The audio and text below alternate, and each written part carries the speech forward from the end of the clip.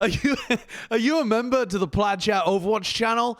You better be, because if you were, you could have submitted some questions. I don't know. I mixed up all of my tenses there. But basically, this is our episode where we're going to go through some of the hot takes, some of the questions that our members have submitted. If you're interested in supporting the channel, you can become a member, and we'll do stuff like this with you. We had a small period where we did this last month, but this is a full dedicated episode where all we're going to do is look through some of the questions that we put out. We made a community post. If you're a member and you didn't catch it, you can wait for the next month's episode. We put out a community post where we asked for your hot takes or your questions that you wanted us to answer, and we've pulled the best ones that we found. We're aiming for this episode to be around 45 minutes, so we might not be able to get to all of them, but any questions that we thought were good but we can't get to, we'll kick them onto a later episode. Are you guys ready for me to throw these at you? These people have not seen any of these questions, by the way. It's only me and Kurt that have seen them. I'm not ready. No? Ready. I don't think Avast is either. Ready. So. I was born ready. You see how gray I am? I have no emotions because I'm ready. How gray I am. All right, Kurt, fire the first question. It's from Glocksinner. Here we go. This is a good one for Avast. What would you say happened to the Mayhem this year in terms of what went wrong during the middle of the season? What do you think about this, Avast? They went to the main melee, Avast. How did they end up doing so poorly? I think that it was a failure of. I pretty much think their roster was fine. It's just they had extremely weak mentals and poor communication. I think more than likely what ended up happening is that this team boomed and could never stop the boom. This team Pompeyed out of control, and they were not able to put the plug back on it. It was over. What do you think, Matt, Jonathan? What happened to the Mayhem? I mean, I think they. I think this was like a. They obviously I think had a tough schedule. When you looked at like strength of schedule, I believe, but this is a team that even with a tough schedule, the roster should have been able to overcome that. Like they have that many good players. I think it's a little bit of like once things started to get a little bit tough, instead of coming together as a team and putting together some wins, they just crumbled. They just fell apart, and they can never get out of the spiral. Yeah, I mean, I think as well, it could just been a case of the COVID stuff as well. Like these players are away from home. They're all living in Florida, and, they're probably being taken care of. Knowing the Florida Mayhem management, the staff, the people behind it, they're probably being taken care of in a really good way. But still, it's COVID season. They're in America. Maybe that was part of the reason why this team got a little bit boomed. Obviously, a little bit bringing in boomed. Checkmate was not something you wanted to do. They had a streak there where they lost to Houston, Dallas, and Washington. Yes, they did. They had like a really acceptable streak for a while. Yeah, that happens. And then you try to get ready for the summer showdown. Maybe one of the players is struggling, or communication breaks down. I think also losing Fate. I think there was a big leadership. Yes, I think that was huge for them. I think it was a huge detriment to the team. People talked about going into the season. I think that sort of narrative came into fruition, and I think the team just struggled to that. I would also say they didn't even look that great during the May Melee. They did manage to make it through, but that was before a lot of the other teams had really come online. And as soon as those other teams came online, they were getting pushed down anyway. Yeah, I could understand them, struggling and having some rough games, but going from the May Melee to almost contending to the fucking bread bowl for the end of the year, I mean, come on, there's got to be some middle ground. You think Yaki, Gargoyle, and Gangnam Jin as a baseline should be good enough to win some games, right? That's why it was so surprising, for sure. Yeah. I mean, that's why people are confused about it. I'm sure it is. All right, Glocksinner, thank you for your question. Moving on to the next one. What have we got here, Kurt? What's the next question? Oh, here we go. Xavier's with a spicy one. Is the downfall of the Shock this season due to there not being a hard hit scan, Widow Ash, or Zen meta? I want to preempt this one by saying the downfall of the Shock has been exaggerated. They still finished third, didn't they? Or second? What even was it? No, they finished top 3 in an A, right? No, they didn't. No, it was top 2, wasn't it? Wasn't Atlanta in third? No, the Gladiators passed them as well by winning the end. Yeah, sorry, of course. Shock ended up in fourth. They're in play-ins. What we're talking about. Yeah. Yes, of course. Shock are in fourth, but still, incredible regular season record. Talk to me though a little bit. If we don't want to use like extreme terms like the downfall of the Shock, why are Shock not looking like title contenders? Is it because of this meta thing that they can't lean into Widow Ashe with Ants and Violet on Zen? No. I think that they brought in a lot of new pieces to this team. Nero, FD God. I think there was part of a team chemistry, not team chemistry. Like I think they get on well with each other. But being on the same page, having the same mentality, the same ideas in game. It's hard to get on the same page sometimes. And I think the Shock early on, especially, they were just one of those teams that try to figure stuff out and get their players on the same page. It's a team sport. That happens. And I think, trying to onboard some of these new players, it just took longer than people thought it would. Regular I season, 12-4. Yeah, I mean, Yeah. downfall 12-4. I don't think it's been a downfall. I think they just have not. Over the years, you could probably look back at certain games that were close for them and certain moments, and they always made the right play. They always came through, and I think sometimes as a team, you can kind of, with that confidence of always coming through, be confident you're going to make the play. The hardest part is when you don't start making those plays and you get in the cycle of we're not going to pull through at this moment. It's very difficult to pull out of that. And I think that's kind of what they've ended up in with this season, where I think that pressure of not coming up in those big moments has just been all on the shoulders. Not it shouldn't be, but it probably does feel like it's all on the shoulder of some of those new players. Where hey, this team was pulling through before and now they're not. Oh, it's this new like additions and whatnot, when it's just a team issue, I think. I want to point to two more things as well that I think are also factors. One, the Zen meta argument, I think, is true to the degree that they struggle to find a good role for Violet this year. Putting him on hit scan and playing him on Echo and stuff like that is nonsense in some of their early matches. And then having him play like the Mercy and the Lucio, again, nonsense. And they should have just been trying to run him on BAP and these kind of roles where he can have huge impact. The Brig, also, even though he's good at it, it's not the highest impact role for him. Really carry and put out this insane performance, and he is like an MVP candidate at times when you can get him on his best stuff. The second part, though, is brain drain. I seriously think that some of losing the Shock's coaching staff, losing 9K, losing Junk Buck has put added pressure on Krusty to try and manage all the pieces. Those decisions to try and do wacky stuff didn't pay off as much as they had done in prior seasons. It looked like such an excellent team. Let's go on. What is number 3 question? Okay, Jose Antonio Lopez. Was this year OG's last opportunity to find success at the pro level? All-Korean team, all-Korean coaching staff with an ex-main tank as the head coach, and he still couldn't put it together. Is there any hope left? I want someone to take the for argument and someone against. Who's going to sell me on the OG copium? Who's going to sell it? There's got to be a peddler out there somewhere. I'll sell it.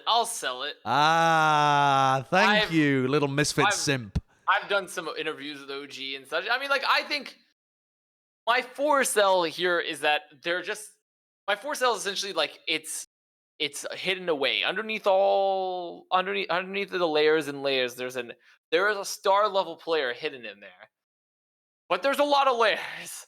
A lot of layers to peel away still, and that's kind of that. Honestly, that's my only for argument. Realistically, is that there is potential within there. It's just hidden beneath layers. Yeah, I if you want to make the for argument as well, I'd add that I think that we know that OG can be good. I think at this point he's just like a bit of a volatile asset. Like if you're a general manager trying to put together a team, you can take a bet on OG because you know that he's good at the game.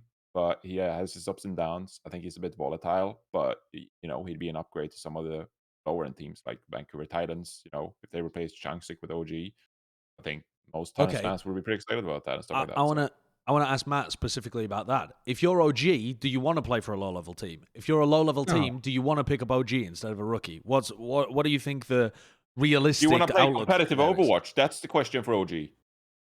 Sure. Yeah, I mean, I think it's just he has, like, I think like Avast said, he has the skill to be a star level player. Like, I think that is something we all could agree on. I think you could have pointed to the Dallas scenario and said this is just not the right scenario for him. The Mayhem seem to have everything in place, right? To have success happen. Uh, and it just didn't come through. Where I think maybe there's a scenario where if you're OG, do you want to play for a Titans? No. If you're the Titans, do you want to bring in OG? I don't think so either, to be honest. Like, uh, but if you're OG, do you want to go to play in a role for like maybe, let's say in a world like Soul Dynasty, let's say they didn't have two main tanks, right? Do you want to go and be a Winston specialist for a team, right? And maybe not play all of the time, but play the heroes you're the best at, and not have the burden of being in all the time? Possibly. Um, I think it's really just kind of dependent on like what he wants to do at this point. Like I think there's gonna be teams that would take a chance on him, right? Like, it's just whether he wants to do it or not. Okay. Well, there you go. What's the next question, Kurt? Throw it at me. Tristan Wynn says, if the Outlaws dominated this season, here's the hot take. This one's not a question, it's a hot take. If the Outlaws had dominated this season, Jake would be the MVP for filling where needed, for his contributions to coaching, and for his in-game leadership. If the Titans would have won this season and Linkser would have dominated, he would have been the MVP as well. I mean, this is ridiculous. Is this Jake on a burner? Weird. I find it weird. Why are we? I don't understand. I just don't understand why Jake is the assumed MVP in the situation that Outlaws dominate. What about all the other 5 players on the Outlaws that would have been playing, right? Well, Like, let me advocate. Let me play devil's advocate a moment, just in favor of Tristan here. I think the argument would be that given the Outlaws' success, they had a much higher win rate when Jake was in. And he's contributing like a role-filling kind of thing, whilst also doing some coaching and like in-game leading for them too. So the combination of the assets there would push him over the top of a Happy or a Dante or a Piggy or something like that. We vote for Coach of the Year right now, and Jake was on that list. He was the only coach playing. Rush could be playing Words with Friends during the day, for all I know. I mean, I have no clue. No, nobody. Who knows how much coaching Jake is doing? I mean, he's been playing a ton now, so who knows how much he's actually. I mean, he's coaching himself. He's coaching every day. He's got to coach himself. True. Coaching every single day. I think he's played great this year. I don't think even if they would have won every game, he would be the MVP. Well, let me put it to you like this. They did kind of dominate the first half of the season. They went 7-1. All right, they didn't go to Hawaii both times, but in terms of regular season, do you think this would have been valid if they'd done the same thing? They go 7-1 in the second half of the season. They finish 14-2. It's basically just a replica of the first half of the season to the second in terms of their players performing. Who would the MVP of the team have been if they just did double the first half of the season? It would not have been Jake. It would have been like Piggy? Piggy or Jongu or something, Okay.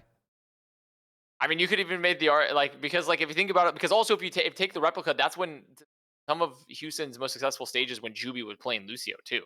Right. Yeah. So like Juby would have played more too. There would have been more Juby coming in and splitting that time. So I mean, That's a loaded comment. I respect this though. I mean, of course it's loaded. It's a hot take. That's the point of it. It's a hot take though. I mean, I will say that like theoretically, if Jake had played like the whole year all the time, like all the roles, like all the support roles, and it had been like pretty decent all of them, I feel like this actually would be like a more reasonable. You could make take. some kind of argument. That's so hypothetical. Right? Well, like yeah, exactly. It's all hypothetical, but so is this. I mean, this is hypothetical too because we don't know what the MVP, what the Outlaws' domination of the season would look like because like there's no guarantee Jake would have looked the MVP for that either, right? So all right, let's move on to the next question then, or hot take, whatever we've got coming up. This I think is like number 4, number 5. Oh, here we go. Mr. Yeet here with a question for us all. Assuming the 5v5 changes are coming, you're an Owl GM. You're going into the 2022 season, and you can pick one player to draft onto your team, but only one. Who would it be and why? And that is to say, what kind of player do you think becomes the most valuable in the new format, where it's 5v5, you don't quite know everything about Overwatch 2, etc., etc. Who are you picking, Matt? You already have a player. Who? I already know who I would take. Who? with the first pick in the 5v5 Owl draft where I can only select one player, my pick is Hevster. Okay. Why? Okay. He is a Interesting. DPS who can play everything. You can play him on like Pharah, you can play him on Hitscan, and the assumption is that with 5v5 and less barriers and more emphasis on gunplay and actually attacking another player as opposed to multiple barriers, DPS players and specifically DPS players who can do multiple different things become more impactful. Where I think a player like Prophet or Kevster, right? I mean, Kevster can play Widow, he can play Soldier, he can play Tracer, he can play Genji, he can play. I mean, the guy just plays everything at a high level. That I think there's. Take Kevster over Pelican. Couldn't you make the argument? So for he was Pelican my too? other one. Pelican was Ah. my other one. Have we seen Pelican play like any Widow or anything along those lines? Like, No, We've I seen don't him play believe so. Tracer and Projectile Yeah. mostly. so We I haven't mean, seen a lot of hit scan. I was actually considering like Kevster Prophet or Pelican. Well, Prophet You would want me be to my say pick. something very silly for shits and giggles? Go on then. Yep. No, you wrap up the conversation first. Okay, my pick would be Prophet here because I feel like Kevster and Pelican, yeah, they've been fantastic this season. But what Prophet has that they don't is Prophet has proven it over every season, every meta. Every time he's been required to play whatever, he's been a great player up at the top. And he's managed to push his team to grand finals. He's managed to push his team to a championship. And he's been playing since 2017 at the absolute pinnacle of the game. So no matter how much the game shifts, he maintains a top position up there. And I feel like even though tank should be your number one pick because it's the most important, who the fuck knows what's going on with tanks? So I think Prophet would be my pick. I think that DPS are going to be still be the first picks because I think with less defensive mechanics, like less defense matrices, less shields, etc., DPS players are going to have even more impact on the outcome of a game. So I do think that DPS are the most important. So I think that Kevster is actually like a really good pick. This is a young guy, super talented, very well rounded. Probably going to play the game for a long time. Here's my shits and giggles pick before we move on. With the second pick of the 2021 5v5 draft, where you can only select one player.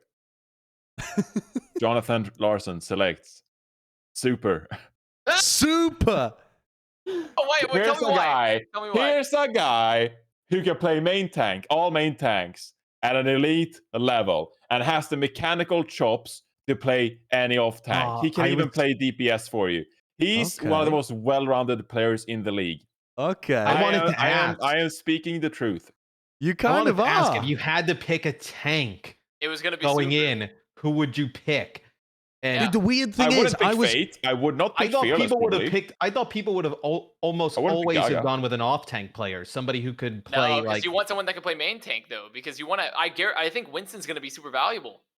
Yeah, I think it's impossible to tell this far out. Nobody I think that is insane. No one knows, to right? try. But you want to have a tank player. That was going to be my legit answer. It was going to be Super, because I legitimately think that you need to have. Like, think about this, because DPS players may be the most impactful potentially because of the lack of shields and Matrix. But also think about the unicorn aspect of, like, you're going to have a tank player still, and you need a tank player that's going to be able to play every tank in a map, potentially. Sure. And, like, that's a unicorn role. It's hard to find players that are going to be able to play not only just every main tank, but every off tank Super too. can play the hog. He can Super play. can do all of it. He can do all of it. The only Yeah. person I can think of that comes close to that is, like, I think Gesture can a bit because he's got like Winston and Roadhog under his belt. Like, Yeah. Fate sort of can, like, Fearless maybe, What but not really. What off tank do you think could pull it off? Like, What could play Space- the main tanks as well? Could Space pull it off? Could Void? The I thing think is, I don't know Space enough about would- the best off tanks in terms of like watching their stream and watching them play off role. So I don't know even how to answer that question because Yeah, I mean, Yeah. Gator is another good shout, maybe. Gator's a good shout, but I think he's kind of limited still in his main tank pool, right? I would So- not pick a tank. I feel like there's so much volatility. I would want to wait and see who's good at tank and then get them. Right? Yeah, as I said, I or think even DPS like will have most impact. Well, but I stack feel like my that, I'm teams, just saying you want to have, but if you're gonna have to pick, you want to start with a unicorn role player because what about like even Choyobin? Choyobin is very multi-talented. yeah, Yeah, but I'd still take super because I feel like his main tank is better. All right, Super's okay. a good shout. Yeah. I mean, crazy question, but I like it. God, Let's move on. We should do like a hypothetical 5v5 draft, like. Oh where we yeah, I had would to love that. pick. I mean, I that would be actually would love fun. that. That's a great off-season episode right there. I Yeah. think.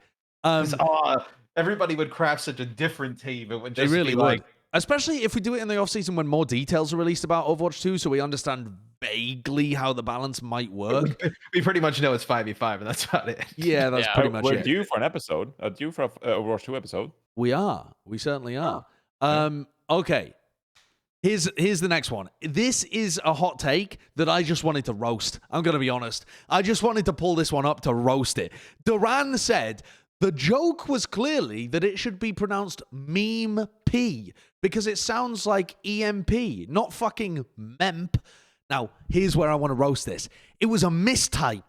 Dante didn't deliberately type memp. He meant to type nice EMP and he accidentally hit the M at the beginning. That's why he corrected it afterwards. The memp is funny because it was a typo. The memp isn't funny because it was supposed to be meme MP. And also meme MP is much more difficult to say. Memp is funnier. Memp is a stupid word. Memp is stupid. That's what's Memp funny is about good. it. Memp is good. This guy really thought Dante's over here fucking the Stephen Hawking of Overwatch fucking typing out like this will be really funny like he's in the middle of the fight like the meme P like you think Dante is fucking dude played 5D chess in his head figured out the word like no like come on like what are you doing over here? All right. This is off the Well, fucking goop. Little roast session over. On to the next one. Don't know what the next one even is, but just absolutely obliterated that guy and then left him. He's a regular in my chat as well, so hopefully you can tell. Oh, okay.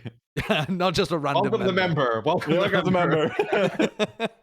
Thank you for supporting the channel. We will brutalize your hot takes. All right, what is the next one, Curtis? What do you got for us? Okay, Nick Jump. Which player has exceeded expectations for you in this year more than any other player? So this would be like your Overperformer of the Year award, something like that. Anyone got one that jumps to mind immediately? I would say Hawk.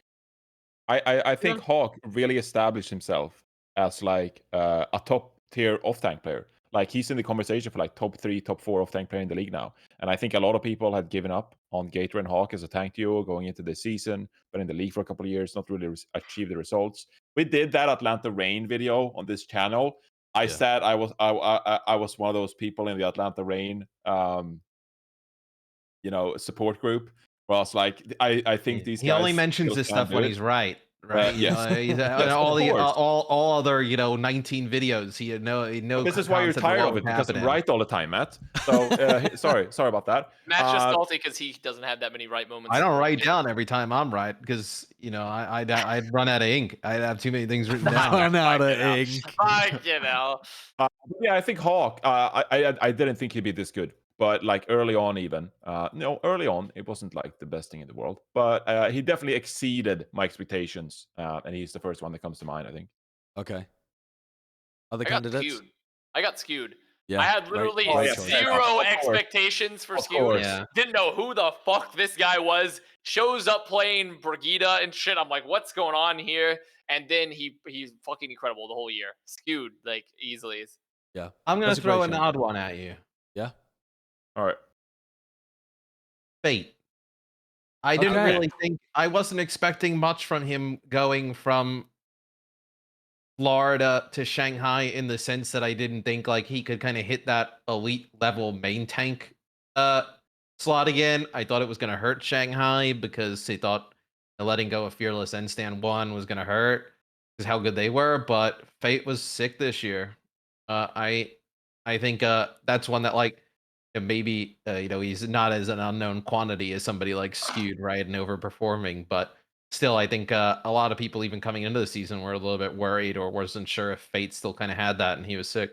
Yeah, my nomination, I think I was thinking of Skewed. I'm going to throw out Juby because coming straight out of collegiate, it wasn't just that I didn't know who he was. I looked at his VODs and I thought, he looks pretty underwhelming. He only plays Lucio. He's going to be a detriment to the team rather than helpful. And okay, he did end up getting benched for their coach at various times throughout the season, which isn't the greatest indication of confidence in the player, but he developed, he played Mercy, he played Brig, he still had his Lucio to be able to rely on. In the first half of the season especially, he did look like a quality player, so he far exceeded my expectations and made that backline actually pretty decent for Houston. So I think that would be my selection. Final shout out to Piggy as well.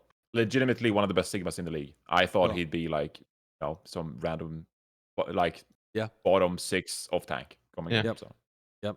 All right. What is the next question here, Kurt? What do we got for them? Okay, Aaron Johnston. All right. This one is quite a personal question. For anyone who wants to answer, what has been the most rewarding aspect of this season? For example, league format, professional growth, opportunities. And what's been the most challenging part of this season? For example, still casting and working from home, the Blizzard lawsuit, like other stuff as well that might have affected us. Matt? I really like how the format's played out this year. I think the league's been really competitive outside of like 3 teams. And I've enjoyed getting to work on it like every day. Has it made my schedule for recording this show extremely difficult? And have I missed tons of episodes? Yes. But I've enjoyed working on the league on the back end and having some impact on like how things gone this year, and then we'll go for the future. I mean, I think there's a lot of challenges this year. I just kind of like miss working with people in a building, like seeing people. Like I'm typically a homebody, but at this point I'm kind of over it. And I love that. Sorry, it took you 2 years of being just locked in your apartment to start getting over it. yeah. And I think the shittiest part is that like it seemed like we were kind of getting to a point where we could all get together, and now we've kind of gone backwards. And I don't know, I always now like think about like, well, how do we ever get out of this, which is just shitty to think about. So I think that's been probably the most challenging part for me this year, is like, when can we go back to doing stuff? Because it seemed like we were, and then now obviously not, which is tough. Yeah, I think most rewarding is just putting on a great product. Like, it's been so... Show's been fun this year. Yeah, the show has been so much more fun. The format changes, even like the graphics, the music in the breaks, like stuff like that. Like, it just has like a way more fun setting. And I've really felt very happy working on the show. It feels like Watchpoint has been really fun to work on this year, and I feel like it's some of the best product I've worked on as a talent, which I'm proud of. Challenging, working from home, of course. It's not difficult. I mean, my job's not difficult. That's not the word I want to use.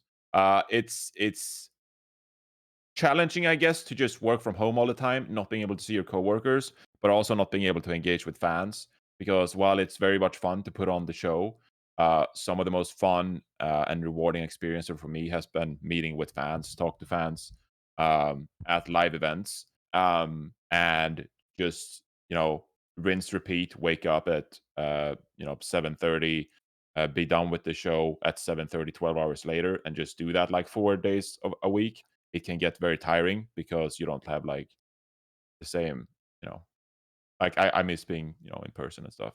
So it's been 2 years of this now. Yes. So I didn't get to go to the home stands last year. Honestly, either. It hasn't even. What's wild is it's been 2 years, but there's like sometimes where somebody's like, "Oh yeah, you remember this was like a year ago?" I was like, "Holy shit!" Like it felt like it went by so fast, like 2 years. Like I don't know. My last for me. live event was BlizzCon 2019, I think. That's crazy. It really is. Oh yeah, because you didn't go to any homestands. I Yeah, didn't. Yeah, because he was part of the didn't. desk. The most rewarding part for me is definitely the format. And that might, I mean, it's going to sound really repetitive here, but when you work on the show, every year, I mean, especially in 2018, but this happened in 2019 and 2020 as well. Stage 3 is like, get it fucking done with. It feels like it's just the same teams playing over and over, and it's like, can we just get rid of this portion and get towards the end of the season where it actually matters to get playoffs? And this year had so much snap and pace to it, where the teams only played 4 games and then they were going into the finals, and it just had a lot of flow to it, so that even stage 3, I was still engaged the entire time with what was going on, rather than it ever feeling like a drag. So that was absolutely the most rewarding part to me. And then the most difficult is just, again, you can't talk to people in the same way because you're not in the same building. So you feel stuck. I felt very stagnant this year in terms of the quality of the product that we were putting out because we weren't in the same room able to improve it and like get it better and better and better. There's always just limitations on what you're able to do because you're just working remotely. So I'm craving working in a proper studio again where we can, I can chat to producers and chat to observers. At this point, I'll just take working in the same. I'll take just casting in the same location as Mitch, wherever that is. Sure, I just at this point, I just want to be like turn and like my wall is him, like he's like him. It's infuriating as well that Bren has the space in his garage, but the workflow doesn't work for whatever reason for us to cast together. So we've just been separated by one wall the entire season, which is very annoying. What about you, Avast? I guess I should comment. I don't work for the league necessarily, but I work very league adjacent, for the most part. And I do think the format has been I think everyone agrees that this particular format is the best out of all the formats that we've had. I personally, when I hone in more, God, the breaks being shorter between maps and matches. Yeah. Holy fucking Christ! Thank the Lord. That one I can't take for Matt It's Morello. noticeable. Yeah, it's I can take noticeable. Matt Morello for that one because that is. The breaks being long was just when you sit there and you stream every game, when you're there, when you do like a 10-hour day, like every day for every match, like, and it's you yourself doing the stream, it's just like gets annoying. It just gets really fucking annoying to like when you're just in there break time, because I hate break so much. I just like don't want to be talking about break. I just want to be like, eventually you just get tired of it. So I think that's been the best. I think also figuring out a solution where we can sort of do regional play, even in COVID with Hawaii. Yeah, like, that was part of the good. format. That's like really, really good. Yeah. Most challenging for me, it's definitely still been working from home, but not because of like working with people. It's just because of the way my job has moved. It's really hard. Sometimes when you deal with organizations, and this is for anyone that wants to work in esports, sometimes when you deal with organizations, it's like dealing with a goldfish. And so like you're dealing with a bunch of goldfish and they forget who you are after 10 seconds and then they circle around to the other side of the bowl. And so, and especially when you're in a role, when you're like a more creative role and you're helping shape like content plans and like make sure that your partnerships are being fulfilled, etc., with like content, your org sometimes can just be like, we haven't seen this guy in a while. Okay, moving on. We're just never going to talk to him again, and that's like, and so like, and it's not because of people being bad at their jobs or stuff like that. It's just because of the way esports moves and like creative work moves in particular, and like sort of like casting where you want to integrate and talk to people. So like being remote is really challenging for like the direction my career has moved to. So also I wanted to go to more events and hang out with more casting people, and then that all got pooped. Yeah, and yeah, that sucks. Okay, let's move on to the next question. This one's a spicy one. I liked this one, so I included it. I'm just going to throw it out to you. I'm not going to comment on it because that's my privilege as a host. Is Carpe overrated? Says Andrew Curry. As good as a player as he is, it seems like the Fusion have been slowly cycling him out when they've had the resources to do so.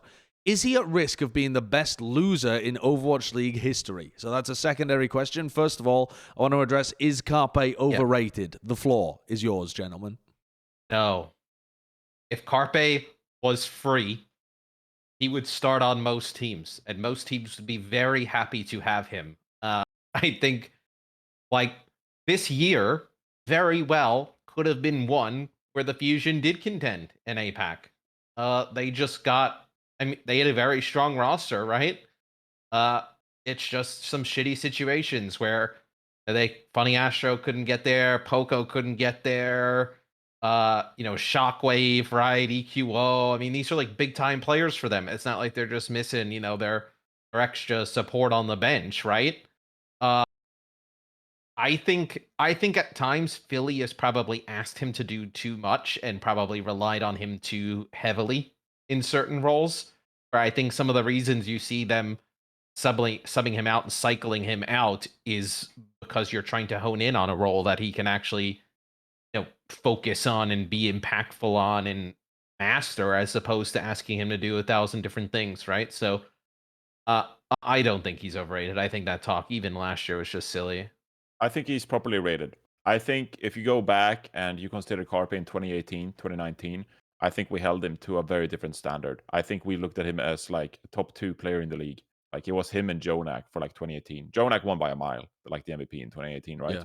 But Carpe was in that conversation back then. I Yeah, he don't was think probably number 2. He really was. Yeah. I don't think majority of people around the league hold him to that standard anymore. We don't talk about him as much. We don't consider him as much for these accolades and awards. We didn't even mention him in our Role Star segment. No. And I think that's because he's properly rated at this point. I think that he's not as dominant as he once were. And I don't think we talk about him in that way anymore. And if you hold on to that belief that you think that Carpe is like that same level of hitscan player, I think that you're probably an outlier. I think the majority probably rates Carpe. Avast? That's the problem. It's What? Avast says it's the community that's wrong. It's you guys that are wrong. Well, it wouldn't be the community if the majority is right? Yeah, I mean, I don't know. I don't exactly know what the current consensus exactly is on Carpe per se. Also, I'm fairly certain this is an Andrew Rush ZP burner account because think about it. First name's Andrew. He's talked about Carpe being True. overrated. I think there's a ZP burner account right here. What I'm witnessing. I do think though that it's not even he's at risk of being the best loser in our history. I can't think of anyone who's a better player who has failed to achieve a title more consistently. Like a long career, has never got a title. Half the teams in the league have got a title before Carpe. He's got to be in the running, if not the leading candidate for best loser. I mean, he's literally gone to grand finals, and hasn't won, So who else would be up there? Like Alarm, but he hasn't had the same tenure, right? Like Alarm's a better player, I think, at this point. That's very clear.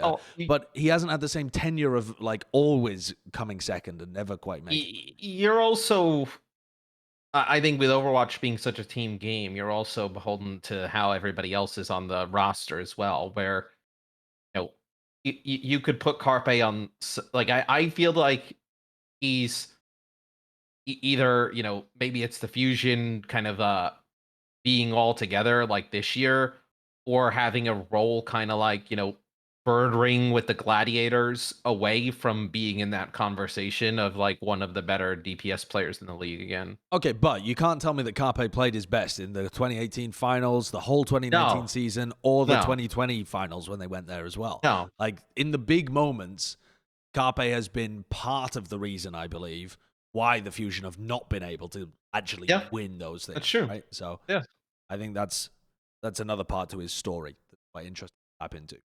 Matt, this next question is for you, but you won't know how to answer it because I don't know how to answer it either. This question is repeatedly asked, so we wanted to address it. From Prez, will you consider bringing back head-to-head?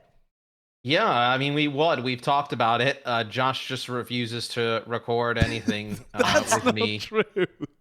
One of the things that Josh is, he's just, one of the laziest people we have on this channel. That's very true. So busy doing only things that personally impact him do him in a positive way. No, I would love to bring back head-to-heads. I think we probably would want to include more people and not just have it rely on us two. Maybe that's Avast. Maybe it's I Johnny, could do head-to-head. Maybe it's somebody else. I mean, you could Great microphone. do that. Does it get worse when I get closer? Oh my god, so bad. It sounds like a You sound like walkie-talkie. you're a fucking. You sound like you're about to. You work in like a cafeteria and you're about to announce that like pizza's being served and other things. The That's hot interesting. stations are getting refreshed. So it's fine when I'm far away. Okay. Yeah. Yeah, I think I would love to do head-to-heads. I would also love to do other stuff on the Plat Chat channel, whether it's like do some type of like game streams and stuff. We've done casters to masters and we're climbing on the We Owl are channel. not climbing. You're we're lying to climbing. yourself. We are down climbing. bad. I think Kurt. one of the problems with head-to-head as well is that we often just agree on same stuff. So the thing with head-to-head is you're supposed to have different opinions, and then you argue the different opinions. But so often you find yourself in a position Well, that's why where it was you're good with the me and devil's Josh, advocate. because we're not afraid to be wrong, so we don't take all these Hey safe mate, opinions when like I you did know? when I did head to head with Josh last year, I was like, "Was the Summer Showdown a one-off for the Toronto Defiant?" And I was like, "Nope, this team's gonna be great." You know, they have a breakout performance here with agilities playing the Genji. Genji got nerfed. It's not gonna be a Or problem. you can I agree really, you can I put agree for myself different on the reasons. line there, arguing something I didn't believe in because we wanted to do a head-to-head episode. It just, you know, most of the time we Yeah. agree on stuff, and it's hard to, you know, right. record This would have head-to-head been a good episode. year for it because I feel like we disagreed on a lot of stuff this year. Oh yeah, Yeah. there'd be tons of content that we could do. It's just a matter of Sure, actually flat doing lip. it. And I mean, they also got slightly lower viewership, so it's like, what do we want to expend our time doing? But we will consider definitely bringing that back. I believe Yeah. we have 3 more questions. So the next question is about Violet, I believe. Here we go. Oh, also, we included another member who responded to this question. So Sclooby McDooby just took it upon himself to just respond to Casdega's He's like, question. I will not take this fucking slander. So this is a joint. This is a question and a hot take response that we want to analyze here. So let me read it out. This is original questions from Casdega. Do you think Shock's strange coaching decisions around their backline has jeopardized Violet's legacy of the greatest flex support in history? This was something we expected to be cemented this year if they performed at their peak again. And Sclooby Doobie says, I think people overrate lethality among supports. He's the most lethal flex support, has the best aim of any flex support, but does that make him the best? I would say no. Alarm was better than him last year. Alarm, Shu, Iris, and Fielder all played better than him this year. Let's start with the hot take. I don't Avast think it's Face impacted. disagrees. I don't think it's Yeah. impacted his legacy at all. You guys saying Alarm was better than Violet last year? Yep, that's what they said. They I mean, No. Alarm was an MVP candidate. Alarm was do very people- good. Do Yeah, it people have a was. different version of the standings than we do? The Shock were 12-4. It's not like this team was the Florida Mayhem. You Matt, know? you're I talking don't- about this year. Shut up, man. We're talking about the hot Well, take. no, Sclooby McDooby. but it does take into account the fact that the saying to jeopardize Violet's legacy, which Oh, like yeah, I mean, that's what I was theoretically reacting to. theoretically you could argue that. But yeah, let's first start with the Sclooby McDooby when he's been smoking his own McDooby over here, Mr. What, Matt? I feel like lethality amongst supports is something that's extremely important now.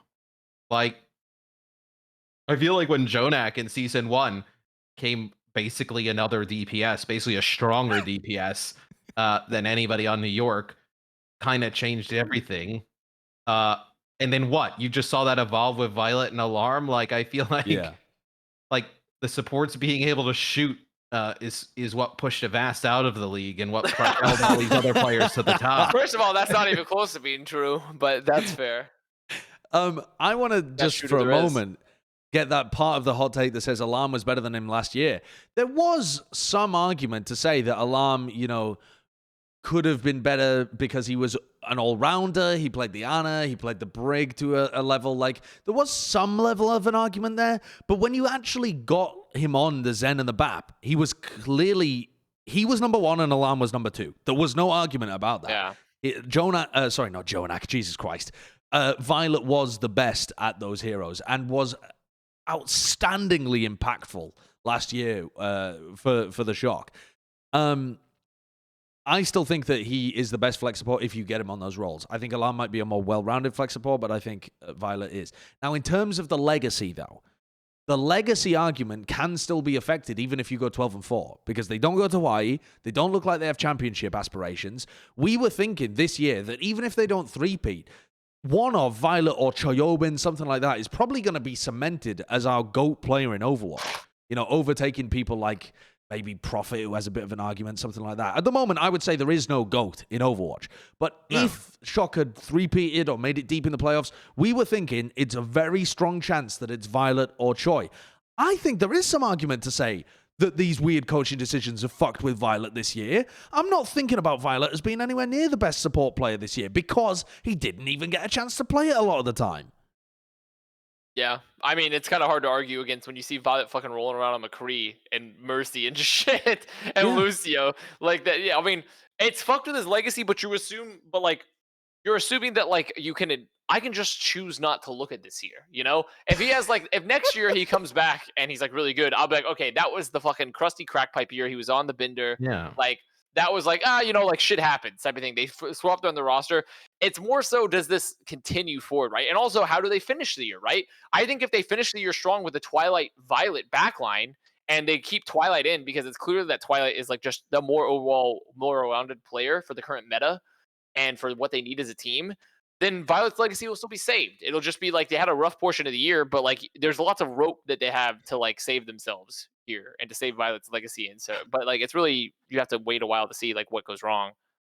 I would also say the lethality amongst supports. You know, when we did the episode and we just talked about like role stars and whatnot, we were like, do we even include main supports? Like, because Flex, like you look at a player like Skewed who played most of the season for the Gladiators, and I know he played a lot of Zen and Brig and other types of stuff. I think that line between, you know, in support and flex support, just like, you know, hit scan and flex DPS, is going to get blurred. You're gonna have players that are gonna come up, and you already see, you know, Violet fucking around with some Lucio, playing some Mercy. Like, you're gonna have players who are gonna start to play all of this stuff, and really kind of just burn that kind of whole thing to the ground. Also, I want to know what other. Oh, I go want to on. know what. I just want to add, what other measure is there than lethality among flex supports in general? Because like, yeah, you can look at like lamp usage, ult usage, cooldown usage, etc. But like, let's say for example, we look at Alarm and be like, oh, Alarm wasn't the most lethal, but he hit every sleep. Is that not, if he was shooting? I mean, is that not a measure of lethality in a way where he's hitting all of his shots? You know, he's just hitting his shots still, but with sleeps. Like at the end of the day, like when you look at how much impact a player has, like on flex support in particular, there's a lot of usage that skews towards your ult usage and your positioning, etc. Right? But at the end of the day, the thing that's gonna, you know, kind of put you above the rest is that if you're owning, and if you're like have insane mechanics for the most part, like you're gonna be in the top. Like that's why people even talked about Khan. I think Khan had dumb brain, but he had really good mechanics. He had really good mechanics, which is why we but that's talked about kind of him. his point, that people overrate it. You know, that But people Violet, think... Violet wasn't stupid. When we watched Violet play, he never played dumb, right? So Yeah, I mean, like this year he kind of did, but I think his playstyle would have been dumb if he couldn't hit the shots. You know, he really put himself in position to clutch a lot, but he did hit the shots, and so it was the right play. I'll Jonathan. take Shu flanking with an amp matrix and killing 3 over proper lamp usage any day. Okay. Jonathan, any final thoughts before we move on to the next? No, I don't really blame Violet for the coaching decisions. It, you know, obviously it maybe like staggered it a year if he comes back strong next year, but I don't like look at it as like a bad thing. And also I think, you know, he was not as dominant as last year, but I don't think he's at fault necessarily for that as an individual player. This next question, I only want Avast. Only Avast's opinion here. No comments from anyone else. All right? Bring it up, Kurt. Who is sexier, Sideshow or Mr.X? I'm not even in the conversation. No. Johnny's not even here. People forget you're on the show sometimes. I think they chose the two... At least I'm actually on the show, Matt. The two. I think they chose the two best looking people. Yeah, they chose the channel. two best looking people. I think there's like, well, first of all, you have to first classify. There's two different camps here that would be appealing to. There was your, one could say your camp of, you're looking for the kind of the more you know, mind the pun, sort of an egghead type of a look here with Sideshow. You know, you want the dork, an you older go man, an Sorry. older looking man. Yeah. You could go. Who You go for fills like, out a what? dating profile and they say, I'm looking for an egg-headed dork? That's never been...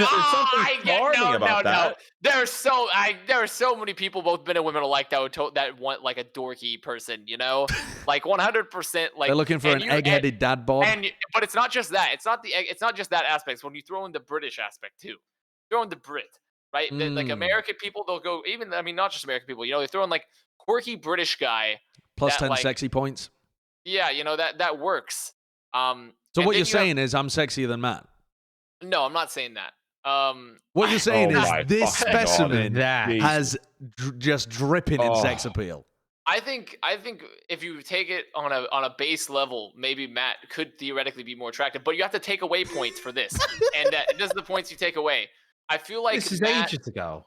I feel like Matt has to be. To me, he kind of reminds me of a walrus in that he. I feel like I feel like he expects everything to be done for him. You know, he just kind of lays there. Like it might be housework, it might be showing up to the show, it might be like it could be a variety of topics. But he's like the beach king, you know. And for that, like, who wants to be with the beach king? So when you think of the pure sexy appeal of that, like Matt knows that he's dominant and he controls the beach, and that's not sexy. Sideshow, he's squirrely. You know, he's fighting for everything he's got out there. So I think This is Sideshow's revealing more about you than it is about me or Matt. I think Sideshow's sexier though. I think Matt's too intimidating for your average person. Oh It's just my too intimidating God. a person. Okay, wonderful. All right, moving on.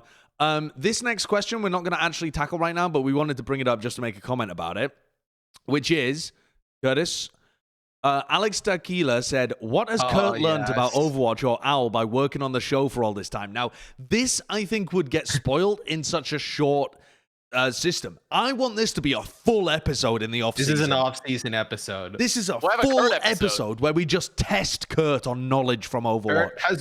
Kurt has been forced to listen to this crap for 100-something episodes. And I want to know if we actually are educating anybody. If somebody would be educated, it would be Kurt. I want to know if Kurt has experienced any personal growth at all over doing this. Has he learned anything ever at all? Or is he just blanking out? You know, has he learned any new facts about anything? Yes, he probably has. About just anything. Yeah. We have to dig deep for that one. Yeah, so this is a full off-season episode. So we love the idea, Alex. We're definitely stealing it for some off-season content.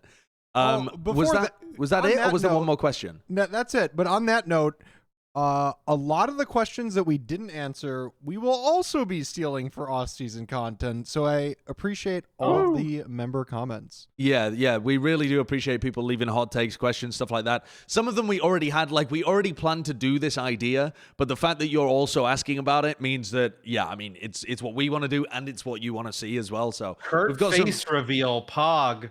Yeah, we've got some big ideas for cool off-season content that should still keep things fresh when they're happening. Thank you all for submitting questions and hot takes. We snuck in somewhere around the 45-minute mark. Not too bad, not too shabby. Yes. Thank you for being paying members of this channel. Thank you. We do appreciate you. the financial support as well. Thank you, member. members. Thank you, member. Kurt ate good this month. Yes, he did. Did not learn anything though. Avast had to go to jail, but Kurt's eating I good. lost all color. I went back to grayscale only. I've lost it all. You are Avast went back in time and he can only a very eat crackers. looking background there. Are you actually in an apartment, or is this some kind of? This is not my apartment. I'm in the office. Okay.